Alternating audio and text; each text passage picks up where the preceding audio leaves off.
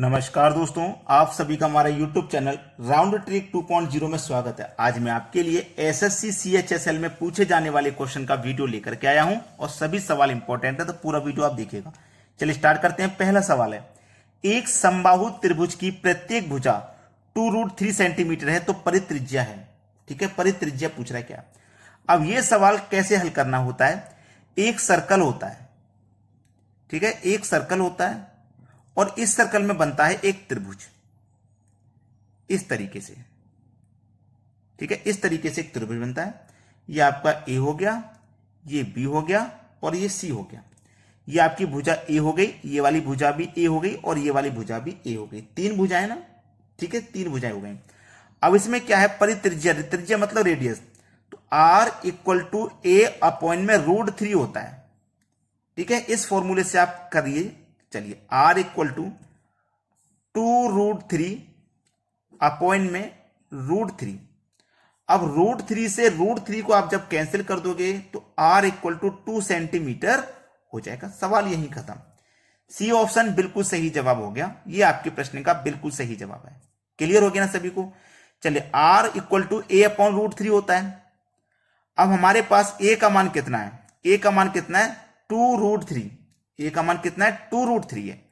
अब जब ए का मान 2√3 है, प्रत्येक भुजा 2√3 है, प्रत्येक भुजा का मान दिया गया, भुजा का मान यानी कि ए का मान 2√3 है, अपॉन में √3 है, तो √3 से √3 कैंसिल हो गया तो 2 ही तो बचा। ये आपका सवाल आपको समझ में आ गया। अब देखते हैं अगला प्रश्न। अगला सवाल है 99.97 गुणे 99 का मान है। इस प्रश्न को आप दो तरीके से कर सकते हो। एक तो शॉर्टकट तरीका है, एक तो तरीका शॉर्टकट है, दूसरा जो बेसिक मेथड है वो। तो सबसे पहले तो मैं आपको बेसिक मेथड ही बताऊंगा। 99 का मल्टीप्लाई आपको 99 से करना है, तो 99 गुने 99 हो जाएगा ये, इन दोनों का मल्टीप्लाई। फिर उसमें जोड़ेंगे 97, फिर उसमें आप क्या करोगे 97 को जोड़ोगे और बटे में क्या रहेगा, ये वाला 99 और गुने ये वाला 99। अब देखो 99 से 99 ये कट जाएगा, तो आपके पास क्या रहेगा 99 का मल्टीप्लाई 99 से। अब चलिए, ये जो 99 है, इस 99 को मैं क्या लिख सकता हूं 100 - 1 लिख सकता हूं। भाई 100 - 1 99 ही तो होता है, मैंने लिख दिया। गुने कितना है, फिर 99 है और प्लस 97 है। अब 99 का मल्टीप्लाई 1 से करो तो 99 और 2 0 आ जाएंगे, माइनस 99 का मल्टीप्लाई 1 से करो तो 99 और प्लस का ये 97। अब इसमें से 99 घटा देना है आपको। इसमें से क्या करना है, 99 को घटा देना है। चाहे ऐसा कर लीजिए, ये माइनस का 99 और ये प्लस का 97, तो माइनस के 99 से प्लस का 97 घटेगा तो आपके पास जो बचेगा वो माइनस का 2 बचेगा। भाई 99 से 97 क्या 2 बचेगा, लेकिन माइनस का 99 था तो माइनस का 2 बचेगा। अब इसमें से आप 2 घटा दो, 2 घटा दीजिए, आंसर आ गया। घटा देंगे 2 तो कितना हो जाएगा, देखिए यहां 10 में से 2 जाएगा 8, यहां कितना बचा भैया 9, यहां से कैरी ले लिया था तो 8 और ये 9। ये आपके सवाल का बिल्कुल सही जवाब है, 9898। ये आपके सवाल का बिल्कुल सही जवाब। बताइए कर पाओगे आप या नहीं कर पाओगे ऐसे सवाल को। जो बेसिक मेथड है वो मैंने आपको बता दिया। ठीक है, चलिए अब देखते हैं अगला सवाल। अगला सवाल है उसी तरीके से होगा। देखिए 1 के बटे में 5 है, तो मैं 1 के बटे में 5 अलग लिखता हूं बाहर, प्लस। अब देखिए 45 का मल्टीप्लाई 99 से होगा, 99 से होगा मल्टीप्लाई 45 का, फिर उसमें जोड़ेंगे हम 44, बटे में रहेगा 45 और गुने 9। यही तो होना, यही तो होना, ये तो आपको अच्छे से मालूम है। चलिए 9 पंजे 45 से कट जाएगा, कट गया ना।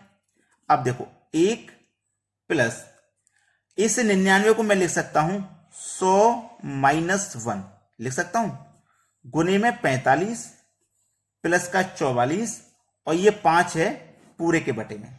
ठीक है, ये 5 और ये 5, तो 5 5 का एलसीएम 5 ही आ जाएगा। समझ में आ गया ना।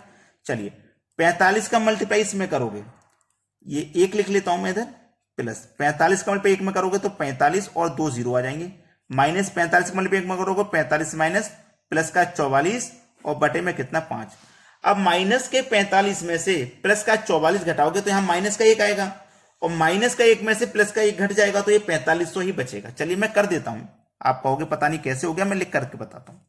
1 प्लस 4500, ठीक है, 45 में से 44 गया तो 1 बचेगा, लेकिन माइनस का 1।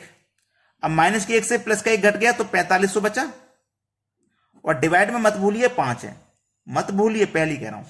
तो 5 निम 45 और 2 जीरो यानी कि 900। आपके सवाल का सही जवाब 900, पहला ऑप्शन हो जाएगा प्रश्न का बिल्कुल सही जवाब। अब देखेंगे अगला सवाल। अगला प्रश्न है 1 के बटे में 5, 999, 494 बटे में 495 गुने 99। चलो कोई बात नहीं, तरीका मैं आपको बता चुका हूं, और एक से दो बार इसकी जब प्रैक्टिस हो जाएगी तो आपको आसान हो जाएगा। देखिए 495 का मल्टीप्लाई 9 से 99 होगा, ठीक है। 495 मल्टीप्लाई 900 हो गया, प्लस करेंगे 494 बटे में रहेगा 495 और गुने 99। यही तो रहने वाला है, यही रहने वाला है। 99 से 495 5 बार में ये कट जाएगा, ठीक है, कट गया। चलिए 1 प्लस 999 को आप क्या लिख सकते हो, 1000 माइनस 1 लिख सकते हो। मल्टीप्लाई में 495 प्लस का 494 और 5 5 का एलसीएम 5, ठीक है। 1 प्लस 495 का मल्टीप्लाई 1 से करोगे तो ये 495 ही रहेगा और 3 जीरो आ जाएंगे, 1 2 3 जीरो, माइनस 495 का मल्टीप्लाई 1 से करो तो 495 रहेगा, प्लस 494 बटे में कितना भैया 5, बटे में 5। अब 495 से 494 घटाओगे तो 1 बचेगा, तो 1 प्लस 495 1 2 3 जीरो, माइनस का 1 बचेगा, क्योंकि माइनस का 495 से प्लस का 494 घटाएंगे तो माइनस का 1 बचेगा। तो माइनस 1 से प्लस का 1 घट गया, तो ये आपके पास 495 और 3 जीरो आए, और बटे में कितना था 5, मत भूलिए इसको। अब 5 से घटा दो, 5 निम 45, 4 बचेगा 45, 5 निम 45 और 3 जीरो। ये आपके सवाल का बिल्कुल सही जवाब है, बी ऑप्शन में। क्लियर हुआ ना सभी को? अब देखेंगे अगला सवाल। अगला प्रश्न है 8 घंटे प्रतिदिन कार्य करते हुए 15 आदमियों को पूरा करने में 20 दिन लगते हैं। 20 आदमी कितने घंटे प्रतिदिन काम करें ताकि काम 12 दिनों में पूरा हो जाए? चलिए 15 आदमी, ठीक है, 15 आदमियों 20 दिन में कार्य करते हैं 8 घंटे प्रतिदिन, ठीक है। M1 D1 T1 फॉर्मूला मालूम है ना, M1 D1 T1, ठीक है, बराबर बाद में कितने व्यक्ति भैया, बाद में 20 व्यक्ति हैं, ठीक है, 20 व्यक्ति हैं। दिन कितने ले रहे हैं 12, टाइम कितना प्रति घंटे नहीं पता, कितने घंटे प्रतिदिन यही पता। तो ये आपका टाइम 2 आपको निकालना है, T2 पता करना है। कटा लो भाई, 20 से 20 कट जाएगा, ठीक है, 20 से 20 कटा, 3 पंजे 15, 3 चौके 12 कट गया, 4 दुने का 8 कट गया, 5 का मल्टीप्लाई 2 से करोगे 10 और इधर बचेगा T2। तो T2 यानी कि प्रतिदिन कितने घंटे काम करना होगा, 10 घंटे। बी ऑप्शन हो जाएगा सवाल का सही जवाब। अब देखेंगे अगला सवाल। अगला प्रश्न है ए किसी कार्य को 12 दिन में कर सकता है तथा बी उसी कार्य को 15 दिन में कर सकता है। देखो ए कर रहा है 12 दिन में और बी कर रहा है 15 दिन में, लेकिन काम कितना है ये नहीं पता।